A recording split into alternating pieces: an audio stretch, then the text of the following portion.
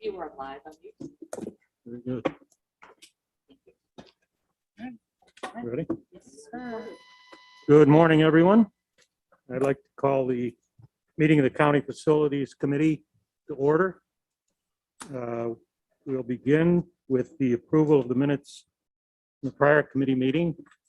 I have a motion. Mr. Supervisor Thomas, a second. Supervisor Diamond, any discussion? Seeing none, call the question. All in favor? Aye. Thank you. Under, this is the airport agenda, sorry. Under action items, new business. Do we have anything, Mr. Hagos? We do not have anything under action or agenda items for this Okay, month. then I'll turn it over to you for discussion items. Okay, the first thing we have on our discussion items is the SRB building update. Last month, I brought to committee that there were some change orders associated with the SRE building. We haven't gotten all the final paperwork. I think Robin and I just received it last Thursday or Friday. We're having our engineers check on that paperwork to make sure that everything that they have in a change order, for lack of a better way of saying it, is legit. Most of it stemmed from escalation cost due to the pandemic. So once we get through it, which would probably be in the next week or so, we'll probably bring it back to committee in February. Very good, thank you. Mr. Chairman, I'm sorry. Yes, Supervisor McGowan, sorry. thank you. Hey, Kevin, just a quick question. On those, you brought up the fact that it was the pandemic. And unfortunately, that was not foreseen really by any either side, the costs escalating. My question would be, is this a compromise on both sides, or is this company gonna, hit us up for like, the total amount? It's not like it was our fault. No, I agree. It was not our fault. But they want to remain whole. I think one of the things, or one of the issues in the change order, was that one of the consulting engineers for the structural work made a mistake on the seismic design, and they are going to cover that cost. They've already stated that they would in a letter. But the remainder is, again, it's price escalation for material. And I don't think they're gonna give us a break on that. Well, So, Mr. Supervisor McGowan, is that, I want to follow through. okay, Kevin, you happen to bring up the fact of, to make whole. And, that's great for a company, but, we're a public identity that we have to make sure that our constituents, in all fairness. And I understand that, a company wants to make money. And, being a business owner, it was a tough year for me. And, I was just happy, if I broke even. So, let's just keep moving. So before we go any further, I'd like to be able to see those expenses, the added, and like I said, I wouldn't hesitate in putting it out there that, we're going to be asking for kind of concessions and being able to work this out, because it's not like it was our fault, but we have to answer to the people. And, myself, along with many others during this pandemic, are losing too. So I just need to put that out there. Thank you. I think when we get the facts and figures, so to speak, we can dissect this a little more and pick it apart, if you will, and get, more in line with the cost, et cetera, and look at it a little closer. Yes, Superintendent Hagos. I just want to add on Supervisor McGowan, as you recall, this was originally, there was supposed to be a local match to this project with the county, and the FAA came through and gave us 100% cost for this. So there was no cost, up till we got this change order to the constituents of Warren County. Now there may be an added extra cost, but 100% of this project was federally funded by FAA. Mr. Chairman, may I? Go ahead. Unfortunately, Mr. Hadros, I do understand that, but, this money comes from somewhere and it's always the people. So, even though it was funded, I'm just saying is that, since the FAA is not going to recognize it, then we have to do our due diligence for our people too. So that's all I'm saying. So thank you. Very good. Thank you. Next item. I will turn this over to Robin for the airport issues. Thank you. During this winter season, good morning, everyone. Winter season, Morning. we've experienced 2 icing events. The most recent occurring on January the 9th, Sunday, January 9th until Thursday, January 13th. We had a complete 100% coverage of ice on all airfield surfaces, which caused the airport to be closed at my discretion due to the safety hazard. We completely went through our solid de-icing chemical, what we usually have stored in store for our winter season. And unfortunately, is an unexpected event that caused us to use so much during that period of time. Moving forward, we've spoken to our maintenance guys about procedures and policies in place that we can have to prevent such occurrence from happening again. So we were looking to reach out to other airports such as Albany and Saratoga to see what they do to prevent icing from happening at their airports. We've identified a solid de-icer as sodium formate, which we'll be using moving forward. I'm hoping that this will reduce the impact of ice events at the airport. And I must stress this is an ice event as opposed to a snow event, which is usually handled very well at the airport. Very good. Thank you. I don't know if most people know it, but you can't use typical rock salt, road salt, that sort of thing in an airport. It's very detrimental to the fuselage of the aircraft. Thank you. Yeah, one thing I just add on, we can't even use, I thought it would be ideal for us to try to put brine down and maybe prevent that, but the FAA won't even allow brine. So it's either the sodium acetate or formate that Robin spoke to. We did have one, but I think based on the maintenance guys, we haven't used it in over 5 years. So whatever he had left, we used up on those ice storms, but we had to keep the airport closed for a couple of days. But we just got a quote from a company for the newer material, the sodium formate. So Good. I think it's a good thing you didn't have to use it in 5 years. yes. Okay. Thank you very much. Next. So I will take that one. Is okay? Yep. The taxiway lighting project, we're in the final stages. We received our airspace review. So we're waiting for the final notice to proceed from the FAA, which should come in the coming weeks. And we have the material on hand. It should take about 4 days to complete the project. So once we have the notice to proceed, we will be able to complete that project rather quickly. What we're doing as just a reminder, we're switching out our taxiway lights to LED lights, which are low cost and last longer. So I'm very excited at least for that project to be finally underway. Very good. Thank you. Thank you. The last item under discussion. Bipartisan infrastructure law that recently passed, the Floyd Bennett Memorial Airport has been awarded $295,000 per year for the next 5 years. We are still awaiting the final guidance from the FAA regarding eligible projects for this award. So once we have more concrete information about eligible projects, then we'll get back to you about what we plan to use the money for. Very good. Thank you. Thank you. Okay. Referrals and pending items. Superintendent Hayes. Sure. So the first one on there was discussing the for Rich Air to bring back his plans for construction of the T hangars. We had just received those plans. Rob and I are currently reviewing those plans, and based on discussions with Tom Hutchins, who is their engineer, plans look good. So in February, we'll come back to committee to go through the process of seeker review, as well as the lease agreement for Rich Air to move forward with those T hangars on county property. And then the last item we have on there was the discussion concerning the $1.4 million grant that the county had received from the state for construction of new T hangars. We have yet to receive the grant based on the resolution that we brought to move forward with the application. Once we get the grant, we can have the chairman sign it and we can go from there. I'm not sure, and I guess I would refer to Amanda if we need to keep that on there for a referral. Bring it back when I need it, I guess we take it off. Yeah, we could take that off and bring it back as needed, so to speak. Is that okay?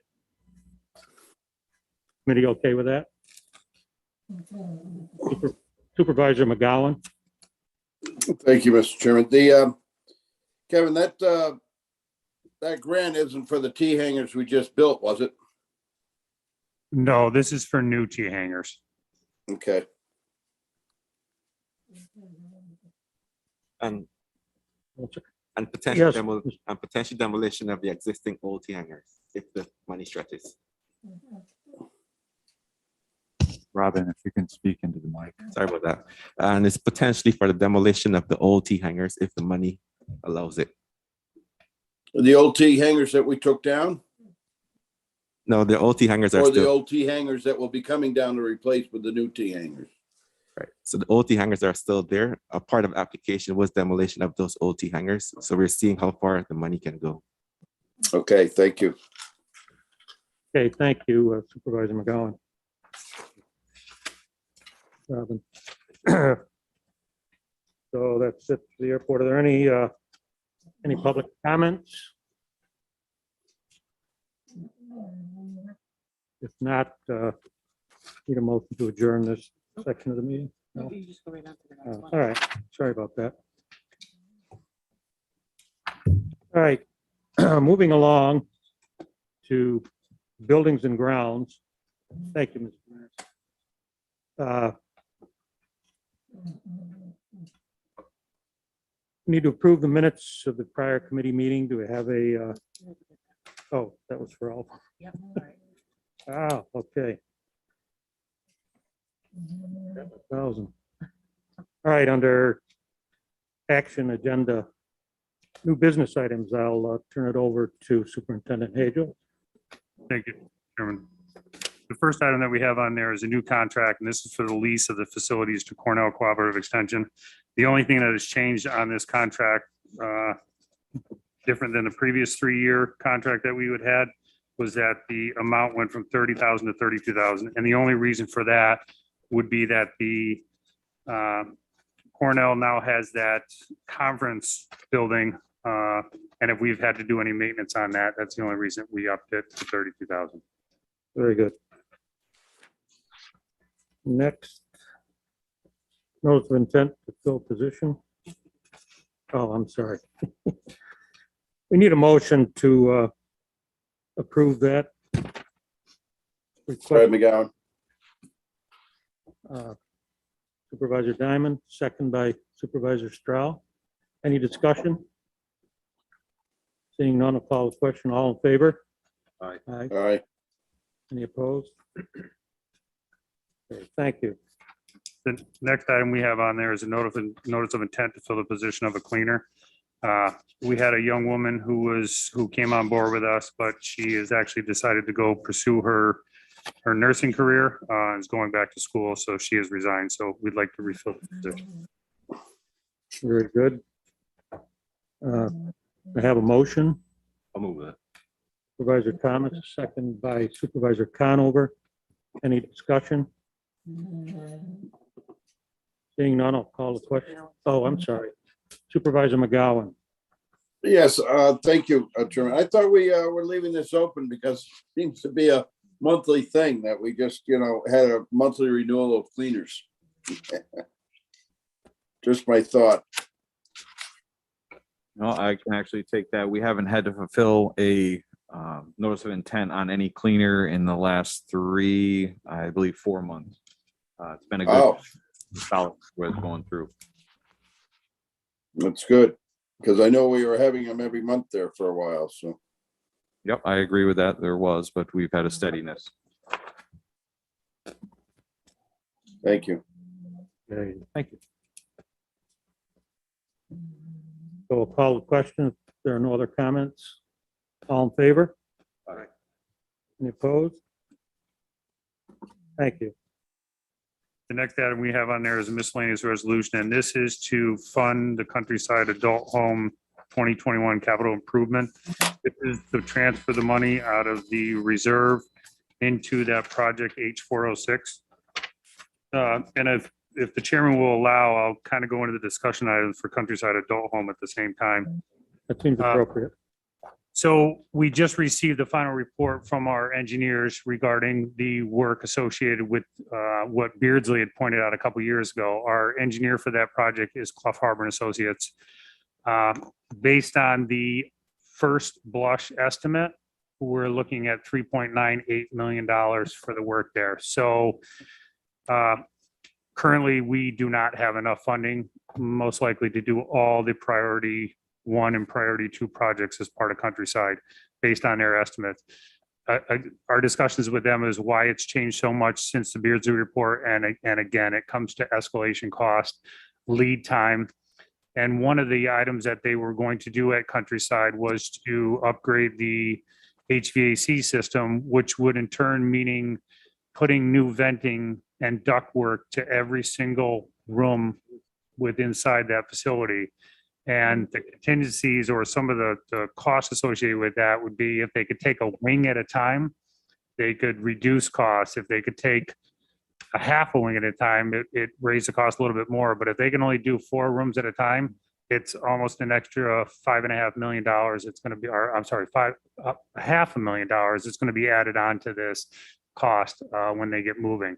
Another example is the roof that we had priced out and estimated was approximately $386,000. It's $100,000 more. And again, it's due to cost escalation based on everything that's happened over the past couple of years. So explain again the HVAC work, the escalation there. So that the HVAC work, and I don't have the exact number in front of me of what that came down to. I want to say it was $900 and something thousand without. That's with them being able to come in there and just do the HVAC work. All the way through, all at once. All the way through. Now, if they are not allowed to shut a wing down or shut half a wing down, then the price increases from there. And we're not going to be able to do that based on we don't have a place to put those residents. We've reached out to Wayne over in planning, Wayne Lamoth, and Wayne has said that he's not sure that we can get an extension on the $800,000 grant I believe he has with the CBG for that HVAC work. But the lead time on a lot of this equipment is out there. It's months, anywhere from 6 to 8 months out there, which would put us past the point of that grant expiring. Right. So the bottom line is, we're going to move this money based on this resolution into that project, but there is not enough money to fund everything. So again, we've just got the report. We're going to run through the report and kind of maybe sit with Countryside and see what, maybe what things that they can take out of there. Sure. Or it'll be a discussion coming back to committee if we want to put some more funding to it. And I know Ryan and I talked about maybe some ARPA money or something like that that could possibly go there as well. Okay. Kevin, is the number you just read, which page did I write it on? The $3.98 million, is that just priority 1 and priority 2, or is that everything on the report? That's priority 1 and priority 2. How many priority levels were there? I think there was 3. Three. There's one more that were just, kind of, I lack of a better way of saying it, wish list items. Okay. Do you remember what the grand total was in the beginning for everything? 2.5, 2.6, something in that range. Okay.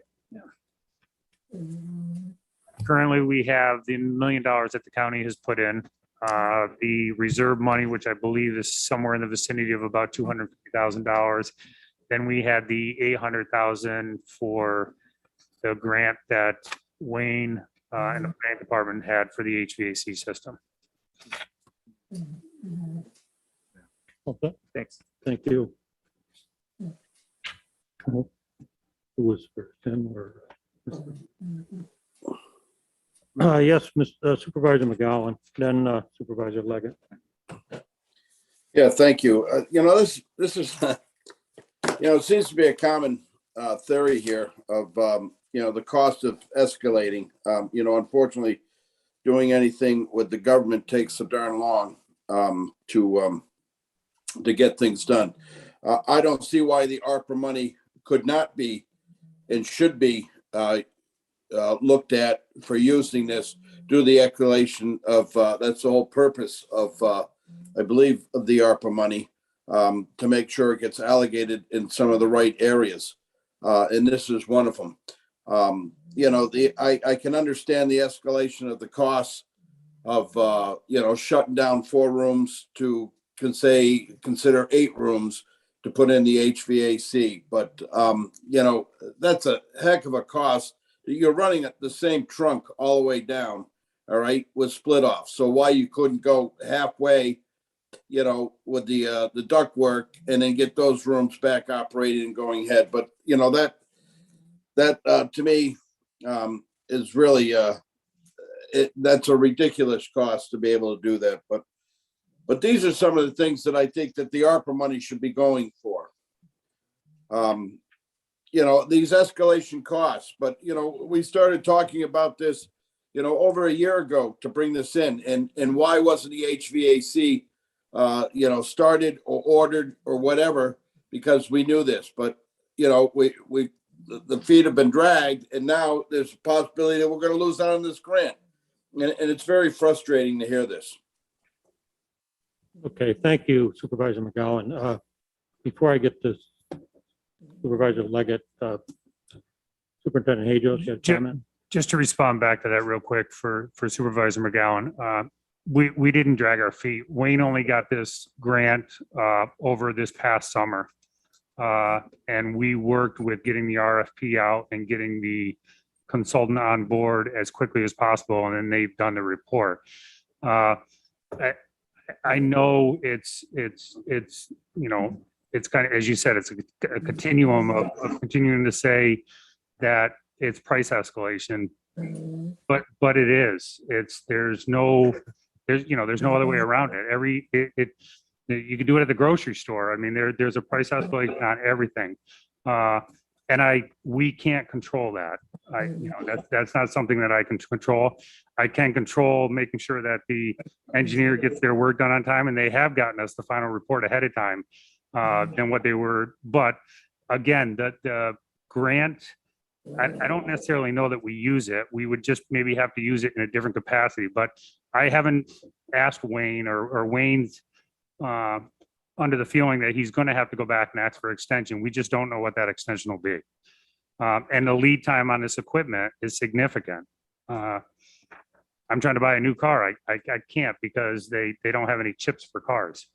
So the lead time is pretty significant right now. And I understand that, but we've done that for over a year now.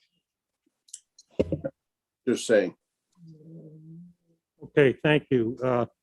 Supervisor Leggett. Thank you, Mr. Chairman. Mr. Chairman, I just had a question there. This $250,000 that's all been pre-planned. That's been in the 9950 code for this. That was in the Countryside's reserve for building improvements, and as part of this grant funding and such, we were going to take that money out of their reserve to use it for some of the building improvements. Thank you. Okay, Supervisor Leggett. All set? All set. Thank you. Very good. Thank you. I just had a Supervisor McGowan. Yes, thank you. I thought also too, we're looking into bonding some of this work. We're combining it with roads and that with Mike Swan. Am I recalling that correctly, or am I off? Superintendent Hajos. I can say I don't recall that the Countryside was included in that bonding. I thought it was just roads and the Sagamore retaining wall. I'll get that answer. I'll pull up the resolution. I think it may have been, Kevin. Okay. Okay, give me a moment on that. Sure. Frank, Part of it was Countryside, Okay. Thank you. part of the borrowing. I guess my question is, how do we move forward? After we transfer the money, what comes next? Well, as I said, currently we have the final report from the the consulting engineer. We're reviewing it. We're going to have discussions with Amy and see if there's anything, and Amy's the administrator up to Countryside. If there's anything that, it may just be more of a wish list item, but I don't believe they are. I believe they're all the priority 1 and priority 2 items. I think the next step is to determine if there's any more funding in the county that we can move forward with it. I just got the report last Friday. I haven't been able to completely go through the report. So I don't know that. And we always look at it to say, geez, those seem like high numbers. I haven't had that opportunity yet. I'm just saying I saw what the bottom line was. Okay. But let us take a review of it first, and then I'll come back next month to determine where we're at. If I may. Go ahead. Sure. I agree with Supervisor McGowan. I think the ARPA money is definitely a candidate for this project. Right. And I think that's, or at least part of it should go. Right, I think, excuse me, the county administrator, that ARPA money, my understanding, that one of the parameters or contingencies is that it's related to COVID. Is that correct? Is it? Yeah, it can be spent directly on the COVID response. It could also be spent, if you take it in as revenue recovery, it can be spent on general government. So that's the range of possibilities there with ARPA. This would certainly fit under the allowable uses of those funds. Okay, very good. Thank you. Mr. Chairman? Who's that? Oh, Mr. Beatty. Supervisor Beatty. Yeah, thank you, Mr. Chairman. Yeah, at the last ARPA meeting, and fresh in my memory, Ryan, if I'm wrong, but we determined, the committee determined that we would use some ARPA money to fulfill the gap in the priority 1 punch list. I don't recall the exact amount. I thought it was like 200,000 to 300,000. Frank, were you at that last ARPA meeting, Frank? I don't believe so, no. Okay, so but we did approve to use some ARPA funding for Countryside to like I said, fulfill a gap in the funds so we could accomplish priority 1 and get that going and so forth. So and Ryan, if your memory is a little better than mine, feel free to jump in, but I think that's where we were. That particular meeting was December 22nd, and I had a tree fall on my fence. Okay. I didn't make the meeting. I repaired my fence for the second time, and since then I've repaired it one more time. If anybody, but I can tell you though that with the ARPA meeting that we had scheduled for last week, one of the agenda items was $400,908 allocation for priority improvements to Countryside Adult Home, There which you go. includes engineering costs from Clough Harbor, priority improvements from 2019 Beardsley report, and MERF 13 upgrades. So that was set to be discussed. And to the extent that we may need to revisit with Wayne and put more onto that, we could do that. Well, thank you. If I may, Mr. Chairman, follow up? Absolutely. Thank you. It was around 400,000 in the December meeting. I'm not, if I recall correctly, there wasn't a big appetite for taking on too much more. But there was around a 400,000 figure that Wayne Lamont brought up, and the committee was comfortable with supporting Countryside and fulfilling the priority 1 needs using that ARPA money. If it's going to be more than that, I think there could be a challenge, but I'm not going to speak for the total ARPA committee. But but yeah, there was at least some funding, and I thought we already agreed on that meeting, but maybe we need to officially agree to it again in the next meeting. So that's good. That's fine. Okay, thank you. Let me make a suggestion here. We're currently talking about this miscellaneous, this funding, this additional, 250,000. I suggest we proceed with that. I think that was already somewhat allocated, et cetera. And the Superintendent Hajos can get together with the engineers, whatever, and get us more of a detailed or itemized list of the escalation costs. When we have those in front of us, we can decide if we want to eliminate some or proceed with them. And then that figure, whatever the final total is, we can take to the ARPA committee, or maybe it's already been allocated sufficiently to cover those costs, but I'd like to proceed that way. Unless anyone has any objections. Yes, Supervisor McGowan. No objection. Thank you, Mitch. I think that's an excellent idea. I just have a quick question. You know what? I've for the longest time, I've tried to get things going, and you know, it's always we got waiting on an engineering report, reports and reports and reports. I just have a question. How much are we spending for engineering for Countryside alone? Or what are we up to? Do we have a rough figure? I don't have to have it on the dime, but. I do have a rough figure, and I believe that's what Ryan just referred to with the ARPA money. It's about $400,000 almost for Clough Harbor for this report. And it's not just for the report, it's for the design of all this work as well, and construction inspection. So it's detailed construction services. Thank you. That satisfy you, Supervisor McGowan? Oh, yeah. Shocking, but it does. Thank you. Thank you. Mr. Chairman, Sure. I do have an answer, and the budget officer was right. On September last year was when the board authorized the ban. 6.2 million was for roads, 1 million was for Countryside, and 700,000 was for the retaining wall. So the total amount authorized was 7.9 million. So the $1 million went to. Right. Correct. Right. Now, Kevin, was that the $1 million that you already mentioned, or was that an I additional? believe that's the $1 million that I already mentioned. Okay. Yep, Why don't you and Wayne and I sit down and we'll work through all this? sure. Very good. Thank you. So unless there are any other questions, we have a motion? Oh, yeah. Oh, that's what I said. Yeah, have a motion regarding this? Yes. Okay, Mr. Conover, second by, What's the motion for? we're all set. Is the motion to approve this miscellaneous request?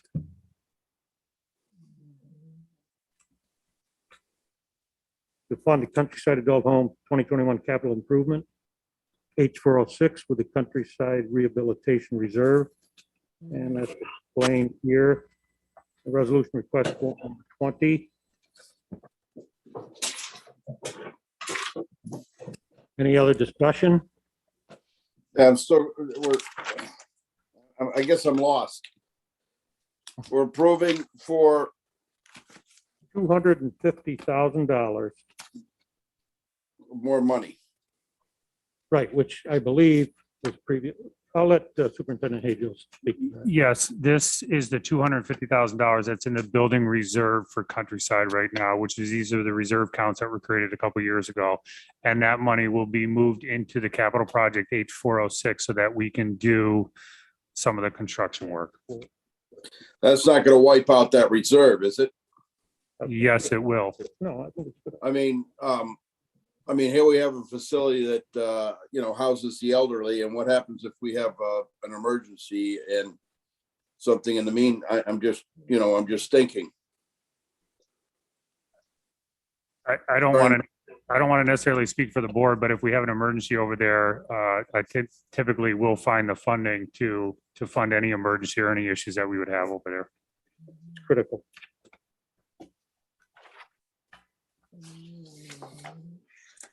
Anyone else? Supervisor Conover. Yeah, I mean, we've done all different types of public projects throughout this period, and your consultants are providing you estimates based upon their experience with other projects in other areas, and so that we're not surprised at a particular moment in time. The reality is you really don't know what something's going to cost until a contractor tells you what it's going to cost when they bid on the project. And so hopefully the the pricing comes in at or below the estimates. But it is a bit of a moving target. Our experience has been that some of our projects have come in below the estimates. Mhm. And that's a good thing, because we're bracing ourselves at the higher estimate. But again, you won't know until, especially a project like this, because you may have multiple primes. For example, you might have, as you're shaking your head, yes, you've got an HVAC prime, you've got a general prime, you have a plumbing prime, you've got an electric prime. Yeah. And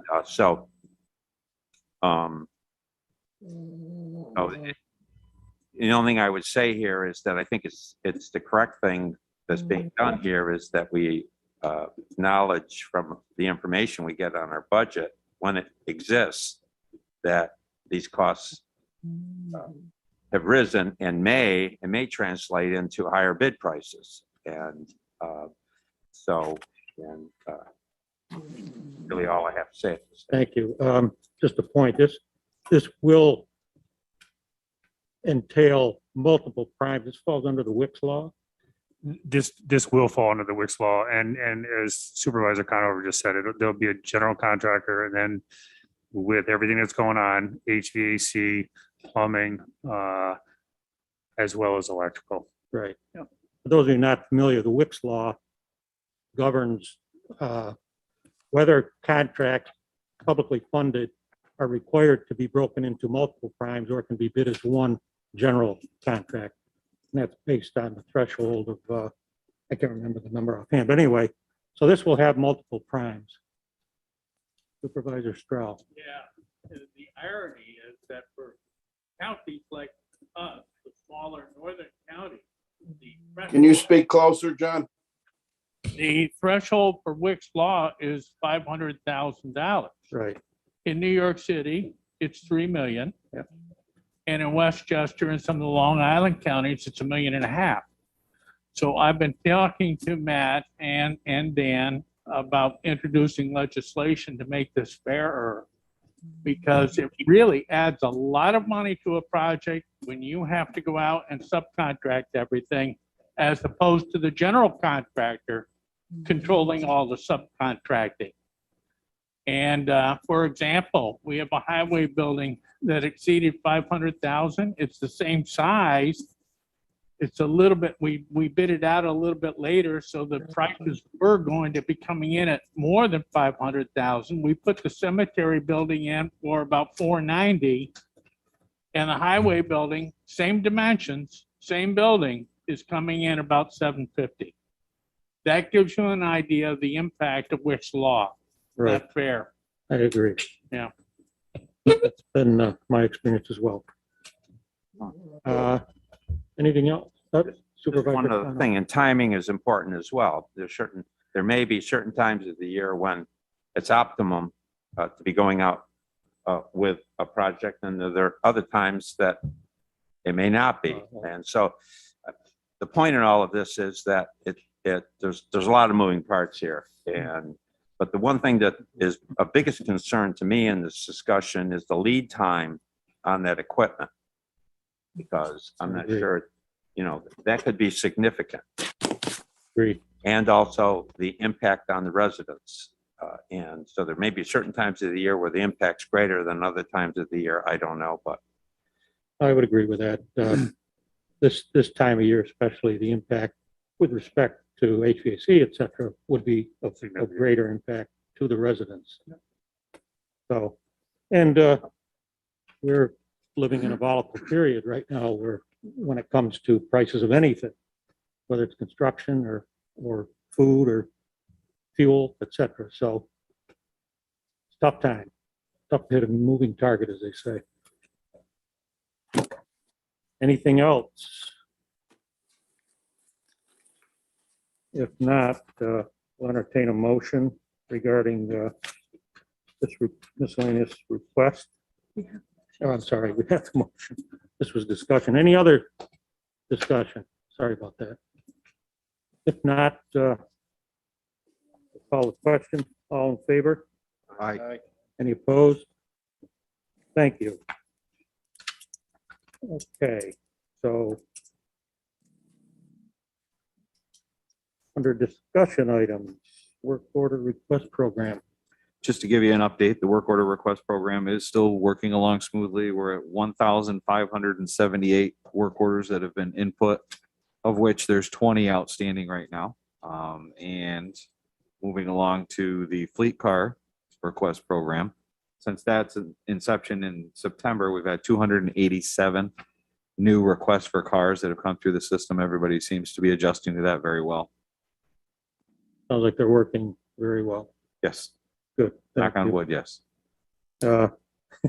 Countryside adult home update. That's the one I already gave. Yeah, we're all set.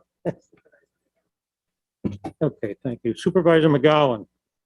Yes, I just had a question for Scott there. I see a lot of the home care cars still in the snow over there. Are they, nobody needs them? We're not busy enough, or?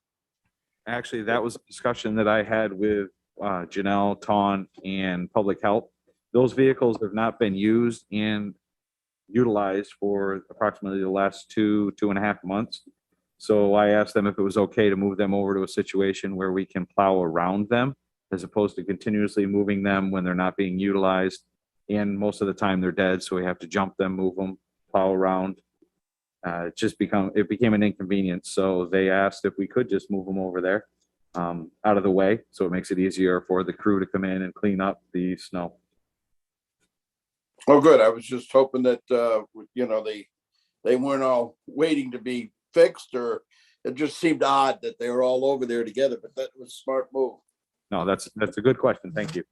And another thing, Scott, on this, the fleet car program and all the work in that, I noticed the guys out there with the, underneath the hood and looking, and I remember one day they were looking for the transmission dipstick. I told them, well, you might as well just close that hood because they don't come in cars anymore.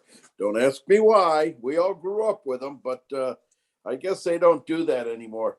But is there something that you'll need in the future? Is maybe a lift or something? Are you talking up at the DPW, the repair section? Well, no. I mean, where do you work on all these fleet cars? They actually go up to the DPW new shop. Oh, all right. So what do we do here at the county? In regards to repair, Yeah. basically everything goes up to DPW. I keep a chart and a spreadsheet of all the services that need to be done, whether it's inspections, oil changes, anything along those lines, and work in accordance with Chad and Dan up at the DPW shop. Okay. Thank you. Okay, we're all set. Would this be a good point? So, Administrator Moore has brought up a point, suggestion for the committee. My question to the chairman a couple of minutes ago was whether this committee wanted to take the step of referring the Beardsley report and the outstanding projects at Countryside Adult Home to the ARPA committee with a request that they look seriously at it, which they are. It was on the agenda, as I mentioned, but it seems there's unmet needs there as well.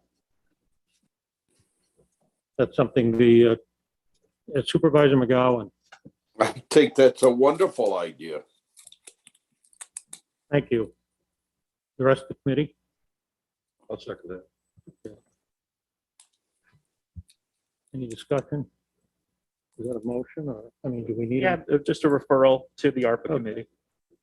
All in favor? Aye. Aye. Aye. Very good. Thank you. All right. Under referrals, pending items, Superintendent Hajo. So the first thing we have on there is the discussion regarding the changes to the front end to municipal center. I just got word from Jim Lieberman last week that they did not receive that grant funding. So with that being said, I don't have the exact number in front of me. They're actually reconciling the project right now. And there was a couple of small last minute change orders on the courts, but there still is some of the bond money that was in the court building that was originally pegged for out front. We just thought maybe we wouldn't have to use it if we got the grant from Soil and Water. So moving forward, we would have our one of our consulting engineers, now that we have 5 on board, to do a conceptual design. I think we already have sort of a pseudo conceptual design in place. And I would like to bring that to the next committee meeting. And then we can discuss what we would like to do out front there. There was a lot of talk of taking the concrete out, putting more green space in.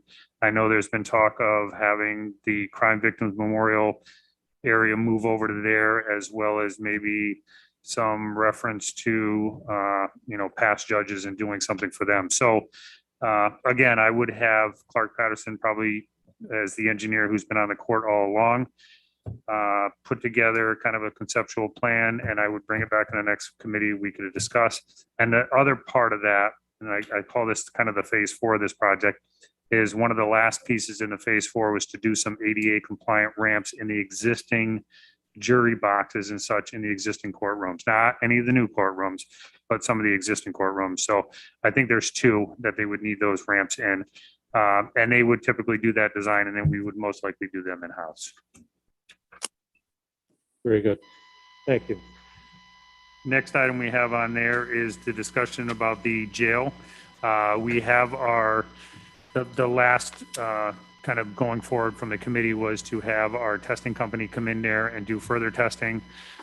We had received a quote from Atlantic to do testing, put together abatement plans, and eventually, if we do demo, put together or come out to do the monitoring and inspection.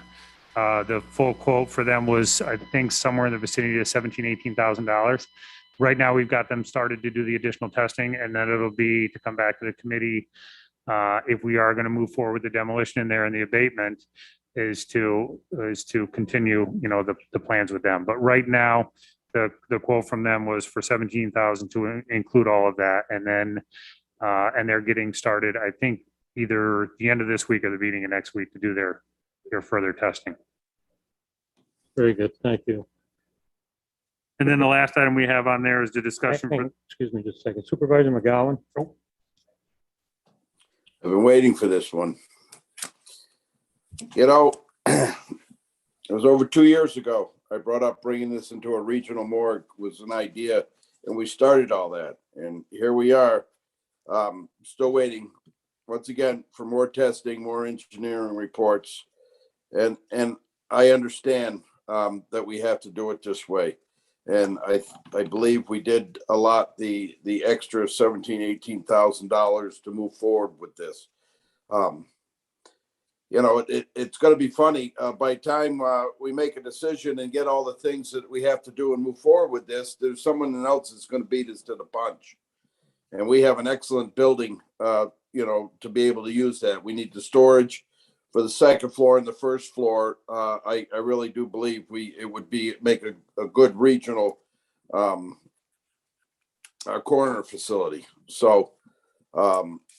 I've stated this before when I was chair, we really need to stay on top of this and move forward and as quickly as possible. Because like I said, 2 years and I'm still waiting for more reports and more engineering.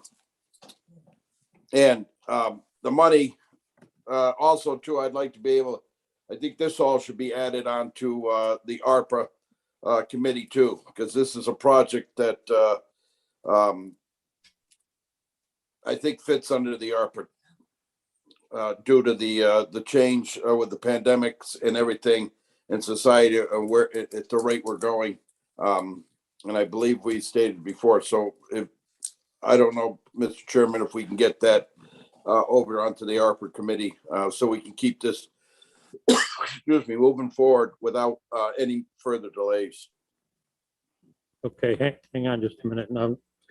Yeah, the one thing I was just going to ask is, and Supervisor McGowan alluded to it, is we do not have this money in the contract. I wanted to continue moving this forward, as he has said. And with me doing that, I've taken money out of my existing contracts to be able to pay Atlantic Testing to do the work.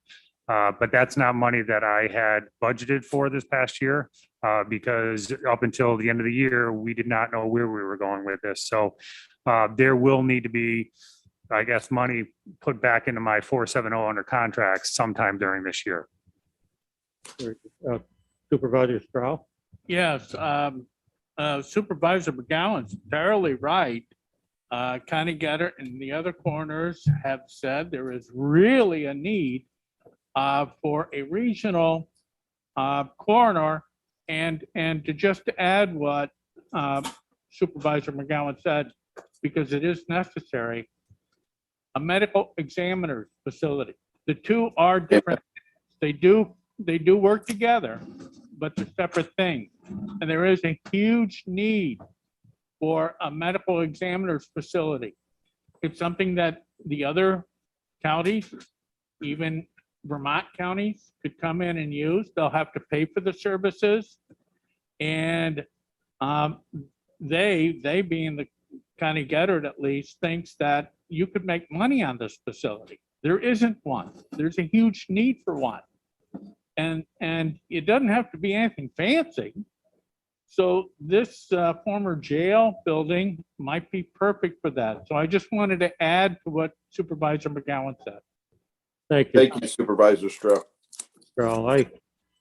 I agree as well. Maybe what we need here is a little committee or something to meet with Superintendent Hajos to discuss moving this along, expediting it, if you will.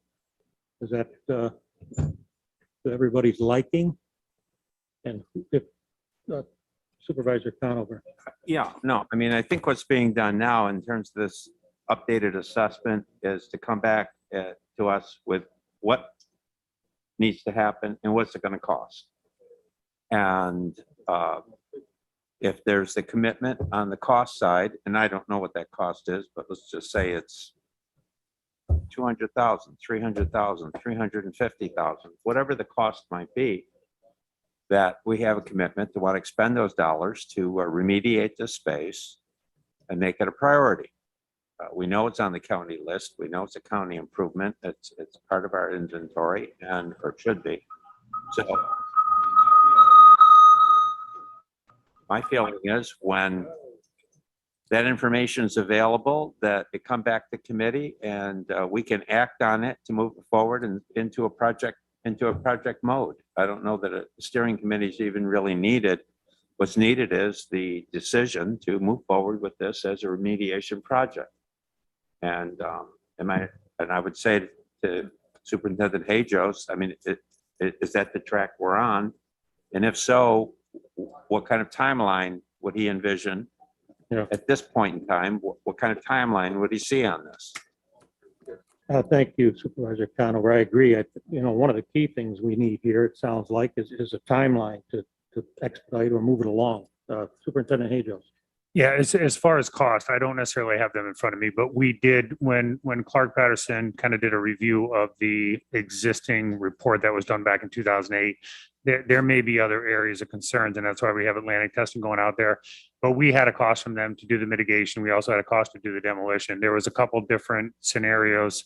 I remember Supervisor McGowan was part of that as well. I just don't have the numbers in front of me. As far as the timeline, as I said, Atlantic will get out there probably by the end of this week, beginning of next week, to finalize that further testing that they think may be required.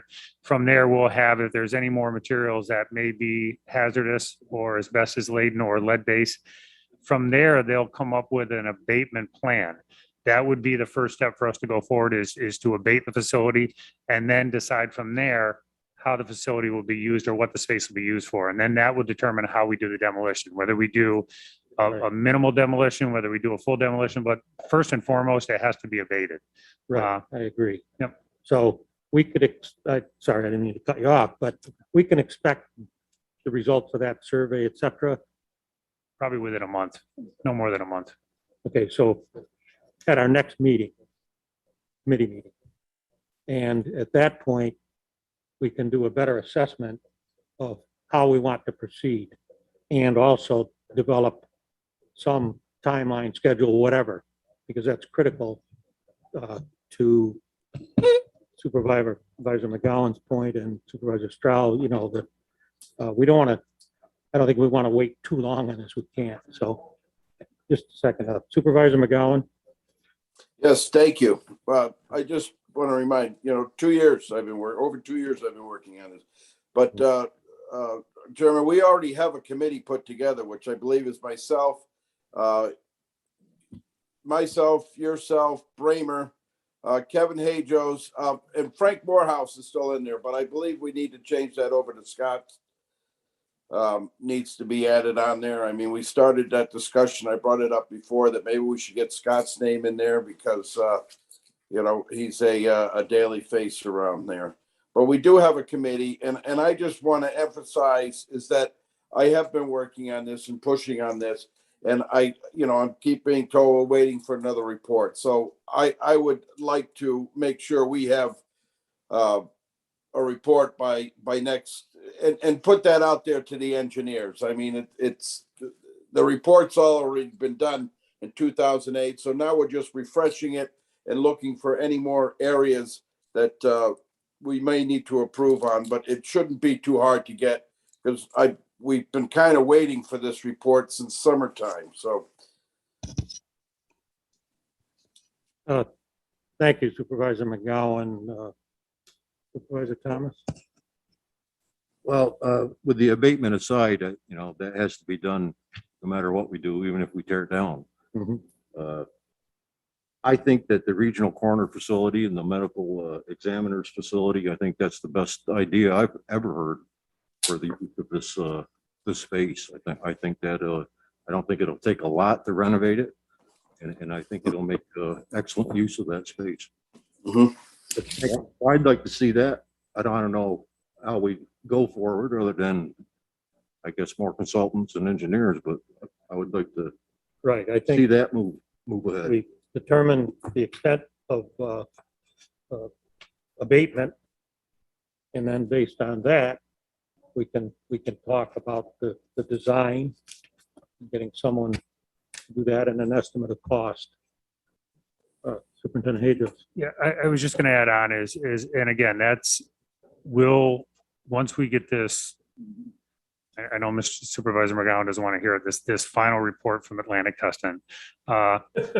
That'll determine, what we need to abate. They're always called limited hazardous survey reports. Limited, there's a reason behind it says limited. It doesn't include anything. They may come across some things. When we did a lot of the court work in the county center, we came across a lot of asbestos that was in ceiling tiles that had coming off the pipes that we had to kind of stop work and move them forward. But again, once they do an abatement plan for us, what will end up taking place at that point is we have a set of plans that we need to put out to bid. And again, there's a time frame to put it out to bid to get the abatement done. And then once the abatement's done, then we can determine during that time when the abatement's being done, what we're going to use the space for, if it's for this regional morgue. But we still have to come up with a design of what that would be. Right. So we can move them simultaneously together. But again, there's always going to be some type of time constraint because we need to put it out to bid. We need to get a contractor on board. We need to get a contract signed. So the first step is, as I said, I will push the consultant right now who's doing the final review of materials in there. And I will push them that they will have something by next committee meeting. And then from there, they'll have to have an abatement design and we'll have to put that abatement design out to bid. Right. And that's all well and good. And we want to do that. But once we have that, we need to develop a schedule, a timeline. Correct. Knowing from experience, those are somewhat living documents. They may change. Sure. Certainly shouldn't change dramatically, but that will be the roadmap. Just a minute, Supervisor McGowan. That will be our roadmap and give us an idea of the time frame to get this thing to reality, fruition, whatever you want to call it. Supervisor McGowan. Yes, Mr. Chairman, can I make a suggestion is moving this from referrals and pending items to up to discussion items closer to the top to the action and agenda, but let's move it up, bump it up one to discussion items to make sure it stays on fresh in everybody's mind. That's fine. Yeah, I'm okay with that. Thank Everybody. you. Okay. And then if we'd like to move forward. The last item on there is the Joseph Warren Center. So back in December 13th, the committee met to discuss moving forward with the consultant. The consultant came out on January 10th, I believe, and did a survey of the facility. They actually scanned the inside of the facility to put existing plans together. And then they spoke with staff members as well as, I believe, Supervisor Thomas was there and Facilities Director Scott Rogers were there to discuss moving forward and what things that they were looking for. So they're at the point right now of, sorry, Supervisor McGowan, finalizing that report. Amazing. And once we receive those existing plans, then it'll be the next stage is to kind of mark up is what we're going to do inside the facility. And again, that's based on discussions with the Historical Society, and I'm not sure if Supervisor Thomas has anything more to add beyond that. No, I think you covered it pretty good. That one thing that I was taken aback by a little bit was that they don't use tape measures anymore, that they have a little scan, and it scans the outside, the inside, and it's like down to an eighth inch in Yeah, you can accuracy. take dimensions from those Like- scans. So a few hours, they scan the whole place and it's on their computer and Yeah. it's amazing. It is. It is. I've utilized it. Anything else? Yes. yeah, Supervisor. Chairman, I just digress for a I moment. know I'm on. If Ryan and Superintendent, if you could, when you report back on the investigation, the environmental investigation program, if you could at the same time have numbers on a project estimate, what's it going to cost to do the remediation? What's it going to cost in soft costs? What's it going to cost for independent air testing? Because that's part of this. What are all the costs all rolled together so that should the committee be so inclined, and your recommendation as to where those costs, where those resources should come from. And so that we're not struggling saying, well, what about ARPA? And what about this? And what about that? What about this? That's all been worked. And it comes back to us that, I mean, for example, we need $385,000 to do this project. Do we want to do this project? Yes or no? And here's the timeline if it's yes. And then we can just make a decision. Yes, that money gets moved into a project account and off we go. Right. That was my inference earlier, that when you get this report, whatever, I think there's cost estimates that are included, which should include all of those items. Provided the people know what they're doing. I mean, the contractor would have, but the good point. Anything else? Any comments from the public, Mr. Lehman?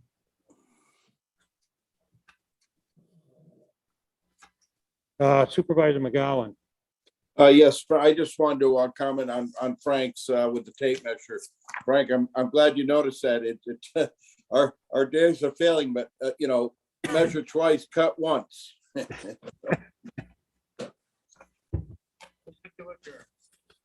Seconded? In All right. favor? Aye.